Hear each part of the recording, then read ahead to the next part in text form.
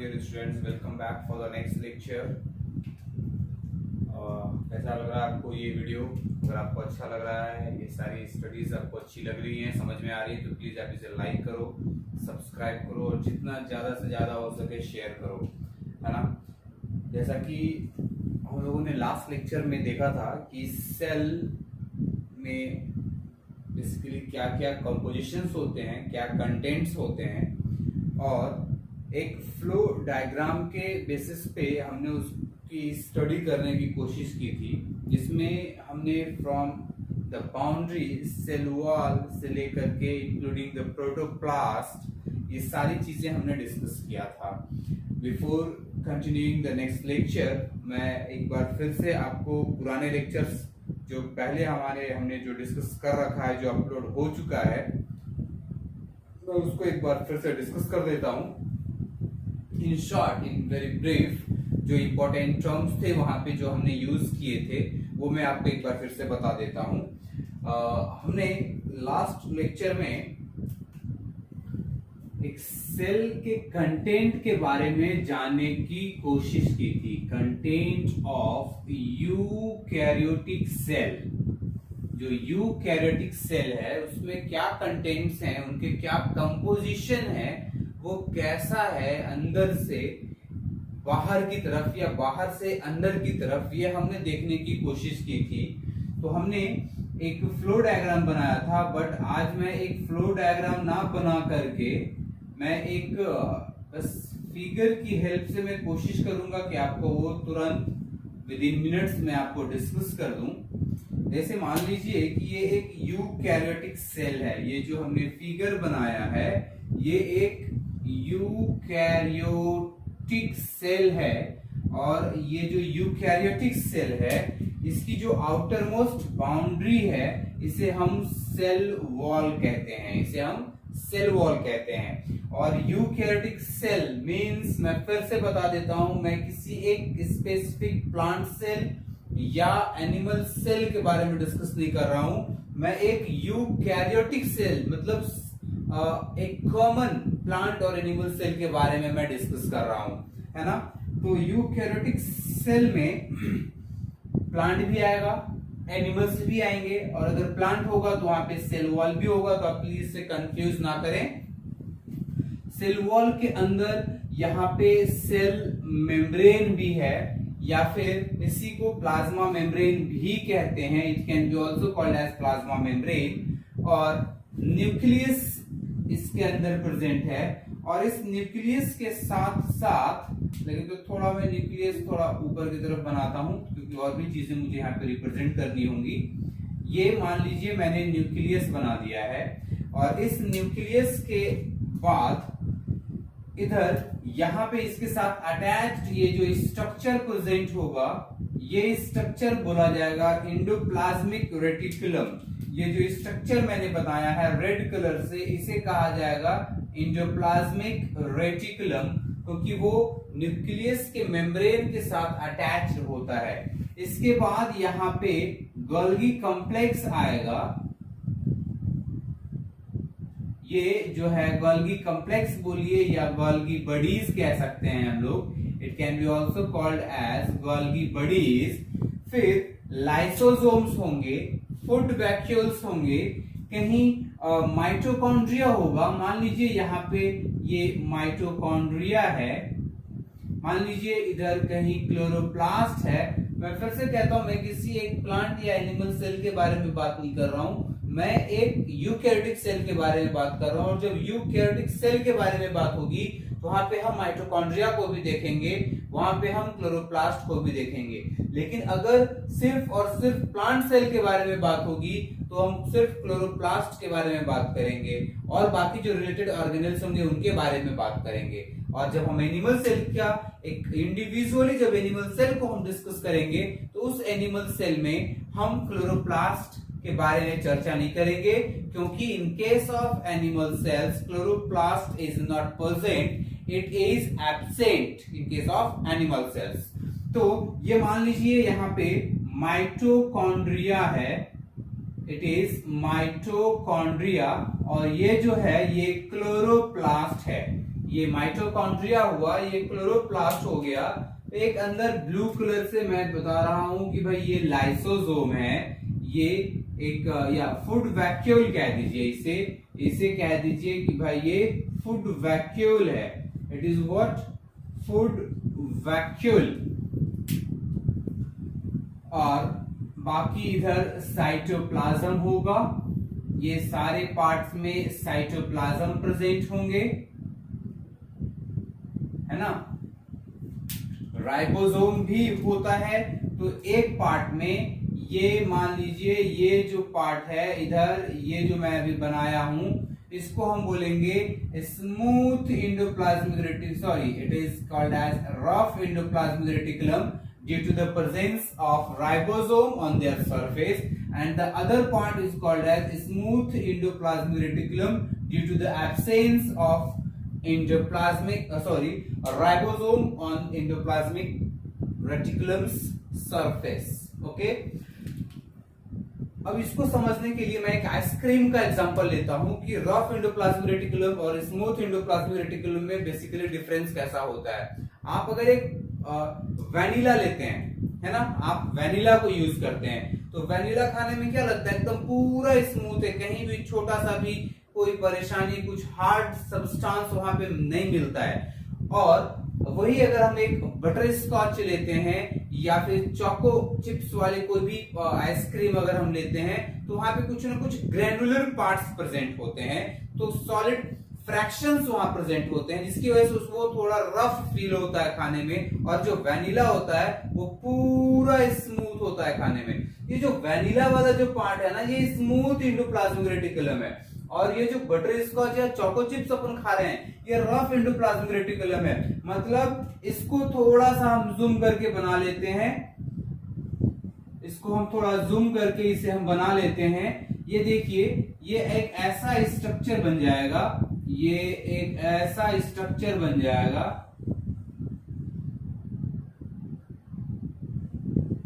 ठीक है। और इसके सरफेस पे यहां पे राइबोसोम्स प्रेजेंट हैं। There is the presence of ribosome on one surface, और दूसरा पार्ट फ्री है।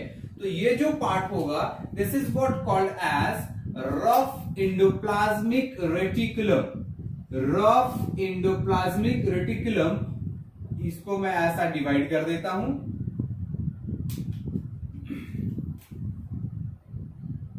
इसे थोड़ा डिवाइड कर देते हैं। तो ये देखिए, ये पूरा हो गया रफ एंडोप्लाज्मिक रेटिकुलम, और इसका जो दूसरा हिस्सा होगा उसे हम कहेंगे स्मूथ एंडोप्लाज्मिक रेटिकुलम, क्योंकि इधर राइबोसोम्स प्रेजेंट नहीं है। और ये जो एंडोप्लाज्मिक रेटिकुलम हमने बनाया है, इसका फंक्शन हम लिखते हैं, it functions in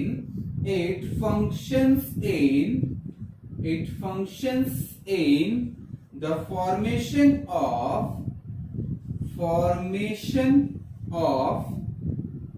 proteins and lipids या फैट कह सकते हैं, है ना। क्यों? क्योंकि ये जो इन राइबोसोम्स है, राइबोसोम जनरली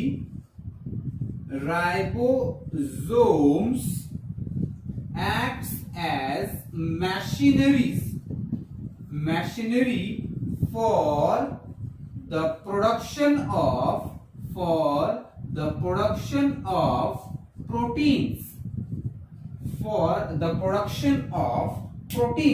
प्रोटीन्स की फॉर्मेशन के लिए ये जो राइबोसोम है एक मशीनरी के जैसा वर्क करता है, एक फैक्ट्री के जैसा वर्क करता है। और ये राइबोसोम कहां है?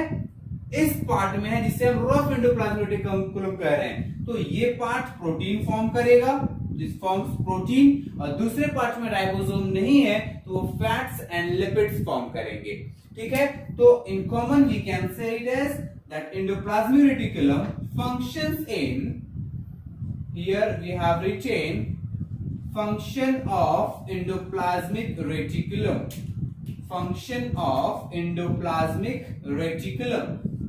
ठीक है। तो यहां पे हमने क्या लिखा? Formation of proteins, fats and lipids, okay. उसके बाद ये जो माइटोकॉन्ड्रिया हमने बनाया है, ये माइटोकॉन्ड्रिया को हम कहते हैं kitchen of the cell. This is what called as kitchen of the cell. क्यों कहते हैं भाई? क्योंकि इट परफॉर्म्स रेस्पिरेशन, ये रेस्पिरेशन करता है, रेस्पिरेशन प्लस ये एटीपी प्रोड्यूस करता है, it produces ATP, adenosine triphosphate, जिसके बारे में हम पहले चर्चा कर चुके हैं कि जो एटीपी है, it is the currency of biological energy. The ATP is the currency of biological energy. तो ये माइटोकॉन्ड्रिया का काम हो गया। न्यूक्लियस के बारे में भी थोड़ा हम चर्चा कर लेते हैं कि भाई ये न्यूक्लियस एग्जैक्टली क्या करता है। It is the master organelle of the cell. It regulates each and every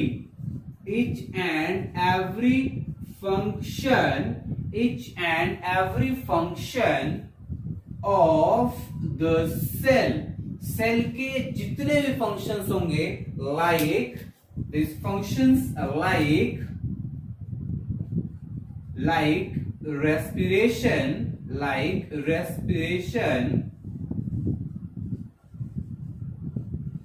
like metabolism,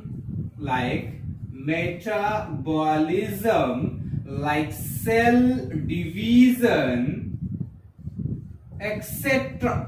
excretion, जो भी हो, हर एक चीज, जितनी भी पार्ट्स होंगे, जितने भी फंक्शंस होंगे एक सेल के अंदर, वो सब न्यूक्लियस ही रेगुलेट करेगा। It can be also called as brain of the cell. It can be also called as brain of the cell or master organ of the cell. It can be also called as brain of the cell or master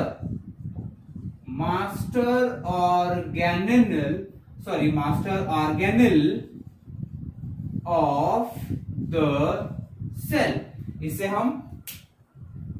इसे हम क्या कह सकते हैं? It can called as brain of the cell और it can be called as master organelle of the cell. ये सारे functions regulate करता है सेल के अंदर कि सेल कब डिवाइड करेगा, कैसे डिवाइड करेगा, डिवीजन के लिए उसे क्या चाहिए होगा, वो ट्रांसक्रिप्शन को रेगुलेट करेगा, वो ट्रांसलेशन को रेगुलेट करेगा, रेप्लिकेशन को रेगुलेट करेगा। Means each and every functions of the cell which is occurring inside a cell is what regulated by the nucleus, the brain of the cell or the master organelle of the cell. उसके बाद हम Golgi bodies की बात करेंगे। तो ये जो Golgi bodies है, that particular गोल्गी बॉडीज, ये गोल्गी बॉडीज जो है, ये पैकेजिंग ऑफ सेल में फंक्शन करता है, sorry packaging of proteins, functions in the packaging of proteins को पैकेज करता है।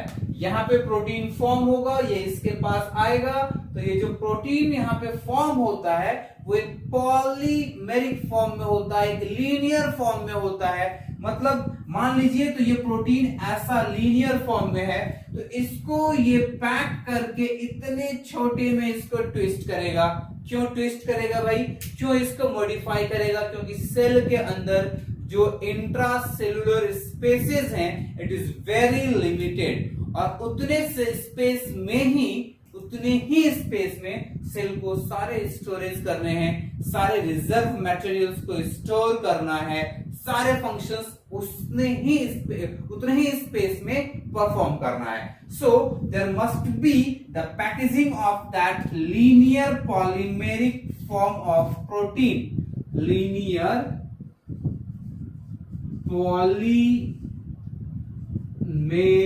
Form of protein. लीनियर बोले तो ये लंबा है, इसको मॉडिफाई कर दिया। यहां पे इसने क्या किया? प्रोटीन का हुआ है मॉडिफिकेशन, और ये किसके थ्रू हो रहा है भाई? तो गोल्गी कॉम्प्लेक्स या गोल्गी बॉडीज, जिसका नाम इसको डिस्कवर करने वाले साइंटिस्ट कैमिलियो गोल्गी के ऊपर रखा गया है। ठीक है, ये तो आप जान ही रहे हैं कि सेल मेम्ब्रेन है, ये एक बाउंड्री प्रोवाइड करेगा सेल को, मटेरियल्स को एक इंट्रासेलुलर स्पेस से या इंटरसेलुलर स्पेस से एक्सचेंज ऑफ मटेरियल्स में फंक्शन करेगा। ये सेलेक्टिवली परमीबल होता है, दैट प्लाज्मा मेम्ब्रेन और cell membrane is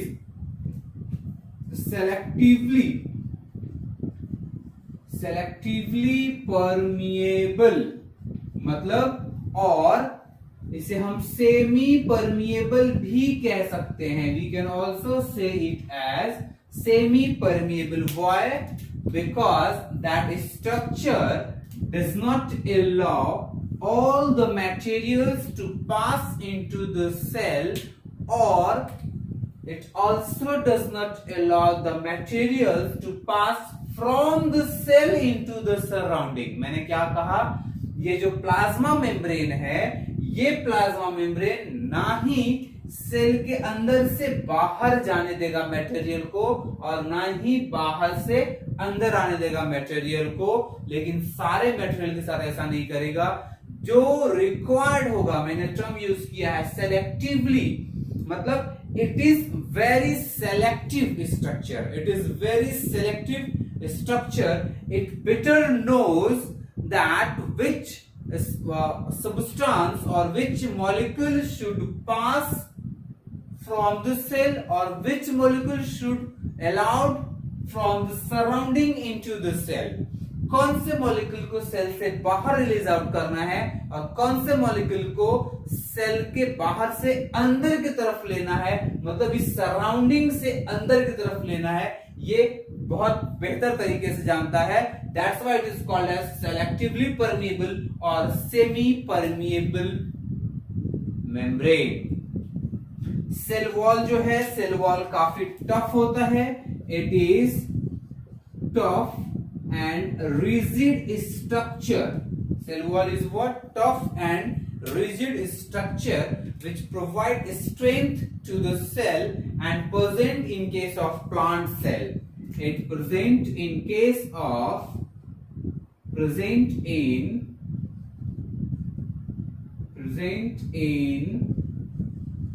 case of plant cell। ये प्लांट सेल के पास ही प्रेजेंट होगा। It is not present in case of animal cell. Animal cells generally lacks the cell wall, but the plant cells have the cell wall structure. Okay, उसके बाद ये food vacuole, ये storage में function करेगा। Temporary storage, temporary situation, temporary time के लिए store कर सकता है मटेरियल को। प्लस दूसरी बात ये क्या करेगा, ये टेम्पररी स्टोर तो करेगा ही, और ट्रांसपोर्टेशन में भी फंक्शन करेगा। यहां से वहां अगर मूव करना है तो ये भी फूड वैक्यूल का काम होगा। दूसरा, हम एक और स्ट्रक्चर बना सकते हैं फूड वैक्यूल के जैसा ही। ये लीजिए, ये मैंने एक बना दिया। इसे हम कह सकते हैं, क्या कह सकते हैं भाई?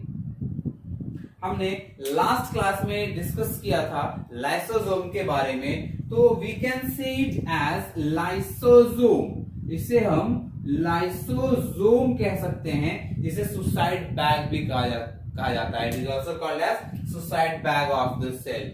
ये इंटरनली अगर कुछ इश्यूज होते हैं तो उसको इनगल्फ कर लेता है और उसको बर्स्ट आउट, अपने एंजाइम्स को सेक्रेट करने के बाद वो खुद को बर्स्ट कर लेता है, ताकि बाकी के सेल्स वहां पे एक्टिव हो सके। यहाँ पे क्लोरोप्लास्ट बच गया है। क्लोरोप्लास्ट मैं यहाँ पे लिखने की कोशिश करता हूं। हियर क्लोरोप्लास्ट मैं लिखता हूं यहाँ पे कि क्लोरोप्लास्ट क्या काम करता है। It performs photosynthesis,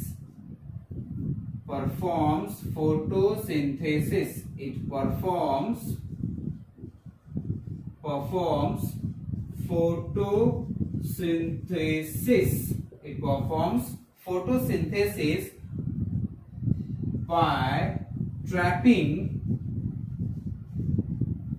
by trapping sunlight, by trapping sunlight, मतलब इनके पास ऐसा कुछ स्ट्रक्चर प्रेजेंट है, ऐसी कुछ उनकी मॉर्फोलॉजी है जो कि हेल्प करती है कि वो सनलाइट को ट्रैप कर सकें। And one of the morphology we can write here and we better know also ये क्या है। ये they have pigments, they have pigments, ये हम जानते हैं कि इनके पास क्या है भाई, they have pigments, pigments like chlorophyll, pigments like chlorophyll is present, and that pigment, that chlorophyll generally functions in the trapping of sunlight. It favors the cell or favors the chloroplast, the cell organelle in trapping the sunlight. अगर pigment present नहीं होगा तो वो sunlight को absorb नहीं कर सकता, उनको ट्रैप नहीं कर सकता। As for example in case of humans, मैंने एनिमल और प्लांट सेल के डिफरेंस के टाइम पे मैंने बताया था, जब हम वहां पे डिस्कस कर रहे थे तो मैंने आपको बताया था कि chloroplast is generally absent in case of animal cells and present in case of plant cells. तो उनके पास अगर पिगमेंट प्रेजेंट है, अगर क्लोरोप्लास्ट प्रेजेंट है तो पिगमेंट प्रेजेंट है, और अगर पिगमेंट प्रेजेंट है तो वो सनलाइट को ट्रैप करेगा, और सनलाइट की ट्रैपिंग अगर वो कर पा रहा है तो it is capable of performing photosynthesis, the formation of organic substance by fixation of carbon dioxide is called as photosynthesis. मैंने क्या बोला, the formation of organic substance like glucose C6H12O6 is produced by the fixation of carbon dioxide. Maximum the number of CO2 fixed, maximum is the formation of the glucose molecule. जितना ज्यादा carbon molecule fix होगा water के साथ, उतना ही ज्यादा glucose molecule के formation होंगे। तो ये एक लास्ट क्लास को भी थोड़ा मैंने आपको ब्रीफ कर दिया, बाकी चीजों को मैं बता दिया। इसके अंदर और भी बहुत स्ट्रक्चर्स हैं, सेंट्रियोल्स हैं, इनके पास माइक्रोट्यूब्यूल्स हैं, माइक्रोफिलामेंट्स हैं, but due to lack of space और we are discussing here is only the basic concepts, the fundamental concepts, which comes under the foundation course. So I'm not going to discuss all things in detail. Just I have given the brief, और the next part जितने भी जिसके बारे में detail हम लोग पढ़ेंगे, हम फ्यूचर के लेक्चर्स में मैं आपको पूरा डिटेल में बताऊंगा, है ना। तो मैंने यहाँ पे डिस्कस किया है माइटोकॉन्ड्रिया के बारे में, जो रेस्पिरेशन करता है, जो एटीपी प्रोड्यूस करता है, उसको किचन ऑफ द सेल भी कहते हैं। मैंने डिस्कस किया न्यूक्लियस के बारे में, जिसको ब्रेन या master organ of the cell भी कहा जा सकता है, और ये रेगुलेट करता है सेल के हर एक फंक्शन को। यहाँ पे जीनोम भी प्रेजेंट होता है, जिसके अंदर न्यूक्लियोलस भी है, आरएनए भी प्रेजेंट होता है। मैंने डिस्कस किया ये एंडोप्लाज्मिक रेटिकुलम को, जो मैंने जूम करके यहाँ भी बनाया है। एक हिस्से को मैंने रफ एंडोप्लाज्मिक रेटिकुलम कहा है क्योंकि यहाँ राइबोसोम प्रेजेंट है, और दूसरे को मैंने स्मूथ एंडोप्लाज्मिक रेटिकुलम कहा है। और स्मूथ को मैंने कंपैरिजन किया है वैनिला आइसक्रीम से। वैनिला आइसक्रीम, वैनिला आइसक्रीम को अगर आप खाएंगे तो वो पूरा स्मूथ होता है, वैसा ही, क्योंकि उस पे कोई चोको चिप्स वगैरह कुछ भी प्रेजेंट नहीं है, इसलिए वो पूरा स्मूथ सरफेस होता है, जिसे हम वैनिला आइसक्रीम कह सकते हैं। और बाकी का जो पार्ट है वो रफ कहला रहा है, क्योंकि उसके सरफेस के ऊपर, इनकी सरफेस के ऊपर राइबोसोम्स प्रेजेंट, जो डॉटेड स्ट्रक्चर ब्लू कलर में मैंने दिया है वो राइबोसोम्स हैं। राइबोसोम का फंक्शन है प्रोटीन का फॉर्मेशन, वो एक फैक्ट्री, एक मशीनरी ऐसा वर्क करता है। और अगर रफ एंडोप्लाज्मिक रेटिकुलम में राइबोसोम प्रेजेंट है तो ये भी वही फंक्शन करेगा प्रोटीन के फॉर्मेशन में। और स्मूथ एंडोप्लाज्मिक रेटिकुलम के पास कोई भी राइबोसोम प्रेजेंट नहीं है, तो it does not function in the protein formation, but it function in the formation of lipids and fats. So endoplasmic reticulum के फंक्शन में मैंने ये दोनों भी चीजें आपको लिखा है, कॉमन फंक्शन हमने देखा है। प्लाज्मा मेम्ब्रेन या cell membrane is selectively permeable, और इसको सेमी परमिएबल कहते हैं क्योंकि ये कुछ सेलेक्टेड आइटम्स को ही सराउंडिंग से सेल के अंदर और सेल के अंदर से टुवर्ड्स सराउंडिंग पास करता है। It does not allow all the molecules to pass from the cell into the surrounding और from surrounding into the cell. It selects the material, किसे जाना है और किसे आना है। That's why it is selectively permeable और it can be also called as semi permeable। और नेक्स्ट हमने गाल्गी बडेस के बारे में चर्चा किया है, जिसमें हमने फंक्शन लिखा है कि ये पैकेजिंग ऑफ प्रोटीन या जो लीनियर स्ट्रक्चर है उसको कॉम्प्लेक्स, ये modified protein short space is available है inside the cell, limited space है, तो उसके हिसाब से ये पैकेजिंग बहुत जरूरी होती है। अब जैसा मान लीजिए एक एग्जांपल मैं लेता हूं, हम लोग कहीं घूमने जा रहे हैं, कुल्लू जा रहे हैं, मनाली जा रहे हैं, तो लॉकडाउन में कहीं नहीं जा सकते, लेकिन फिर भी अगर मान लीजिए पहले हम जाते थे या भविष्य में हम जाएंगे तो हम लोग अपनी पैकेजिंग करते हैं, कपड़े रखते हैं। आप कपड़े को दो तरीके से रख सकते हो। एक तरीका क्या है कि आप उसको अच्छे से प्रॉपर फोल्ड करो और सिस्टमेटिक वे में सूटकेस को रखो, और दूसरा तरीका क्या है कि आप पूरे कपड़े को एक जगह ऐसा उठाओ और सूटकेस में डाल दो। दोनों में डिफरेंस होगा। अगर आपने प्रॉपर पैकेज किया है, सिस्टमेटिक पैकेजिंग हुई है, तो वहां पे हो सकता है ज्यादा कपड़े आपके सूटकेस में आएंगे, और अगर आपने ऐसे ही उठा के रख दिया है तो वो सूटकेस बहुत जल्दी भर जाएगा क्योंकि उसकी भी स्पेस लिमिटेड है। सेम एग्जांपल हम यहाँ भी अप्लाई कर सकते हैं। अगर लीनियर ही प्रोटीन रहा तो ये लीनियर ज्यादा स्पेस लेगा, और ऐसे अगर हम बार बार फोल्ड कर दिए तो वो इतने में भी आ जा सकता है। समझ गए? इसकी वजह से ये पैकेजिंग में फंक्शन करता है। ट्रांसपोर्ट के लिए लाइसोसोम भी sometime functions as lysosome, but it also functions in the it also called as suicide bag. Food vacuoles भी फंक्शन करेंगे। सेल वॉल टफ रिजिड होता है, ये प्रोटेक्शन प्रोवाइड करते हैं सेल्स को। तो ये एक तरह से यूकैरियोटिक सेल के बारे में मैंने एक फंक्शन आपको बताया, उसके बारे में मैंने आपको डिस्कस किया है। बट इस लेक्चर में हम थोड़ा सा एक ब्रीफ और भी चीजें देखेंगे। टिश्यूज क्या होते हैं, तो हम लोग टिश्यू के बारे में पढ़ने की कोशिश करेंगे कि टिश्यूज क्या होते हैं। मैंने लास्ट लेक्चर में आपको बताया था कि ये जो सेल है, सेल फर्दर टिश्यूज फॉर्म करते हैं, और टिश्यूज फर्दर ऑर्गेन फॉर्म करते हैं, and so on. Finally organism के फॉर्मेशंस होते हैं। मैंने ये डिस्कस किया था आपसे। तो आज के इस लेक्चर में और इन नेक्स्ट लेक्चर ऑल्सो हम टिश्यूज के बारे में डिस्कस करने की कोशिश करेंगे कि टिश्यूज क्या होते हैं। मैंने आपको बताया था कि अगर सेल डिवीजन होगा तो सेल नंबर इंक्रीज करेगा, और सेल नंबर जब इंक्रीज करेगा तो उनकी एक सिस्टमेटिक अरेंजमेंट होगी।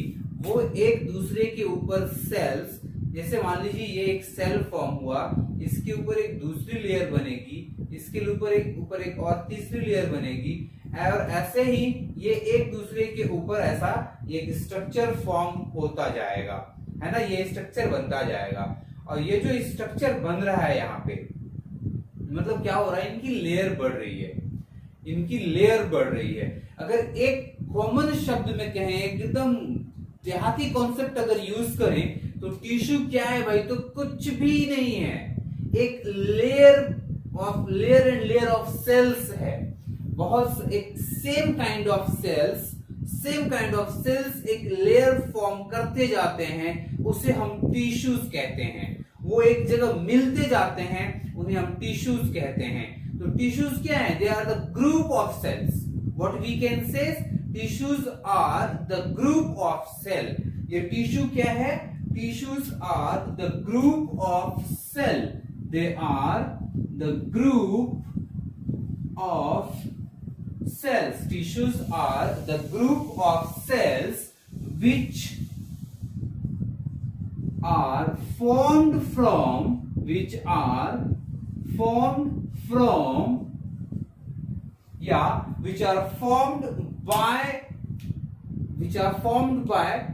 जमा हो रहा है चीजें। सेल्स जो है वो एक जगह जमा हो रहा है, एक लेयर बाय लेयर फॉर्म कर रहा है। तो हम क्या यूज कर सकते हैं यहाँ पे? मैंने आपको पहले ही बोला है कि डेफिनेशंस को रटना नहीं है, समझना है उसको। मैंने टिश्यूज को क्या बोला है? सबसे पहले मैंने टिश्यू को बोला है भाई कि ये ग्रुप ऑफ सेल है जो फॉर्म कर रहा है। पहले मैं ये डेफिनेशन कंटिन्यू कर दूं, उसके बाद फिर मैं दूसरा डेफिनेशन बनाऊंगा। groups, they are the group of cells which are formed from same kind, which are formed from same type लिख सकते हैं और same kind of cells. एक डेफिनेशन, हम ये बहुत सिंपल डेफिनेशन हो गया, बच्चों वाला डेफिनेशन हो गया कि भाई ये एक चीज है. अब हम फिर से ये सोचते हैं कि जब सेल्स बन चुके थे, sales are capable of performing each and every functions, then why we need tissues? हमें टिश्यूज की रिक्वायरमेंट क्यों है? क्योंकि भाई टिश्यूज बनेंगे तो ऑर्गन्स बाद में फॉर्म होगा, और ऑर्गन्स जब बनेंगे तो एक ऑर्गन सिस्टम फॉर्म होगा, और फाइनली एक वेल डिफाइंड वैसे ऑर्गेनिज्म के फॉर्मेशन होंगे जिसके पास well developed organ system present होंगे, है ना. तो एक दूसरा डेफिनेशन भी हम देखने की कोशिश करते हैं कि भाई हम इसका और दूसरा डेफिनेशन क्या लिख सकते हैं. हम इनके बारे में क्या लिख सकते हैं ऐसा कि tissues can be defined as a group of cell. ये बहुत बच्चों वाली बात होगी, हम शुरू से पढ़ते आ रहे हैं. Photosynthesis it can be defined as a process, tissues it can be defined as a group of cells. तो इट कैन डिफाइंड एज, मैं नहीं लिखता हूं, मैं सीधे लिखता हूं, they are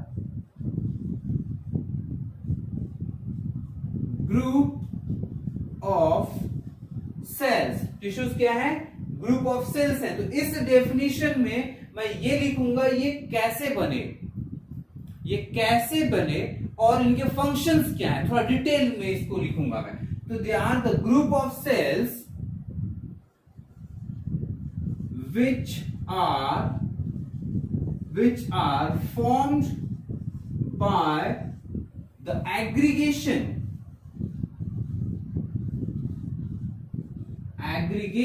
or accumulation.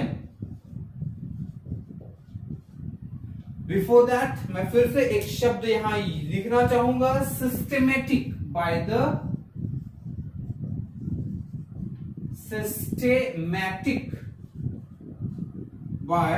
systematic aggregation and accumulation of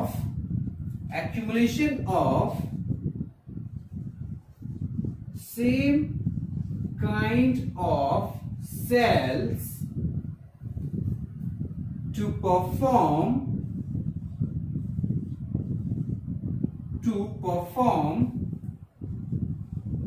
very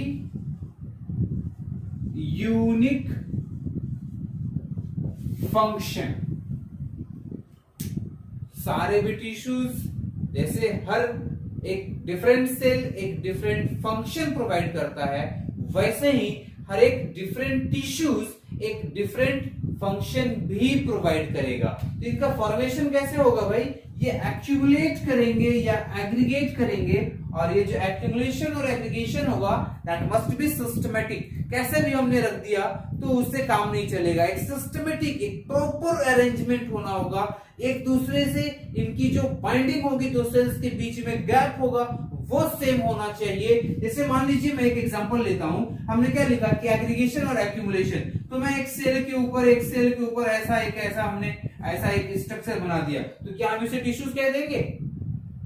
नहीं कहेंगे, बिल्कुल नहीं कहेंगे. ये टिश्यूज कभी नहीं कहला पाएगा, क्योंकि ये क्लम्प हो गया, एक जगह से एक तरह से जमा हो गया, ये ट्विस्ट फॉर्म हो गया, ये कोई प्रॉपर फंक्शन नहीं कर पाएगा. लेकिन अगर इसी सेल्स को मैं ऐसा जमा करता हूं, ये भी तो ग्रुप ऑफ सेल्स ही है, ये भी तो एक जगह एक्यूमुलेट ही हो रहा है, अरेंज हो रहा है, एक सिस्टमेटिक एग्रीगेशन ही तो है इनका.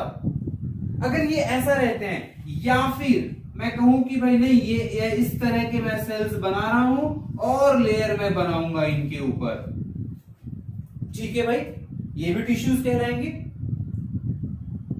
लेकिन अगर इसी का मैं दूसरा एक स्ट्रक्चर बनाता हूं कि ये ऐसा है और इसके बीच में एक सेल्स के बीच में इतना गैप होगा, दूसरे सेल्स में इतना बड़ा गैप होगा, फिर यहां पे ऐसा, फिर ये ऐसा, फिर ये ऐसा, फिर ये ऐसा, फिर ऐसा, फिर ये ऐसा, तो ये टिश्यूज फॉर्म नहीं कर पाएगा. ये एक टिश्यू का स्ट्रक्चर नहीं हुआ, क्योंकि ये सिस्टमेटिक नहीं हुआ. दो सेल्स के बीच में जो इंटरसेलुलर गैप होगा, मैंने टर्म यूज किया है इंटरसेलुलर. मैंने टर्म क्या यूज किया है? intercellular, and that intercellular means what? In between.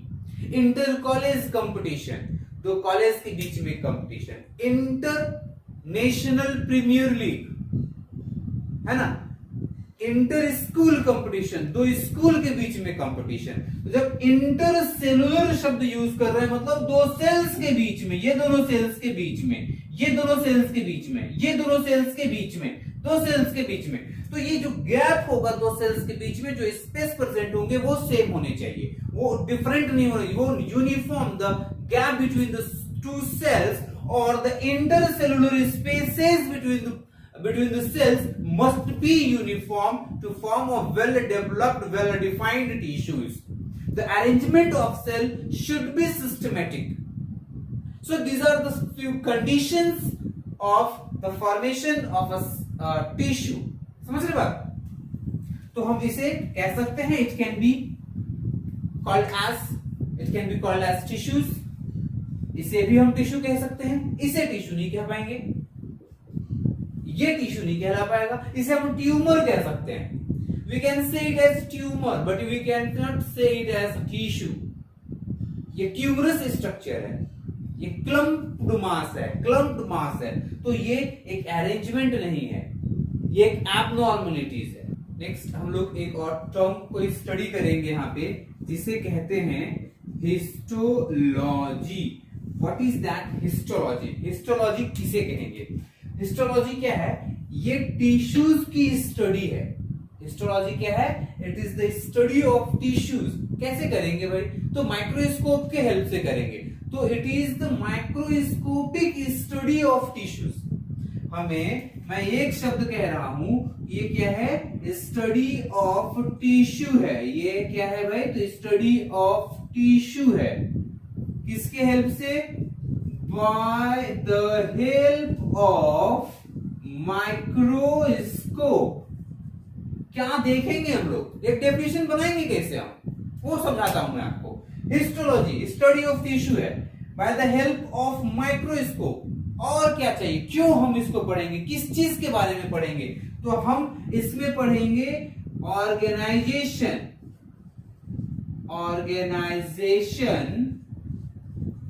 Structure and function of a tissue. यही पढ़ेंगे ना हम लोग क्या पढ़ेंगे? इसकी ऑर्गेनाइजेशन पढ़ेंगे टिश्यूज की, उसका स्ट्रक्चर कैसा है और क्या फंक्शन कर रहा है, यही तो पढ़ेंगे। अब इसके बेसिस पे एक डेफिनेशन बनाएंगे हम लोग। it can be defined as microscopic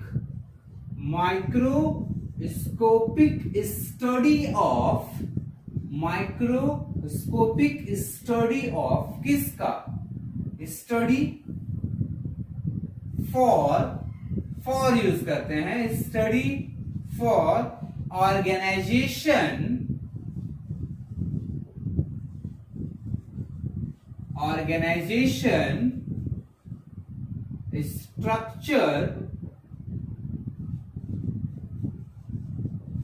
structure and function of the tissues। बन गया ना डेफिनेशन कि क्या है भाई, है ना? फॉर्म हो गया डेफिनेशन।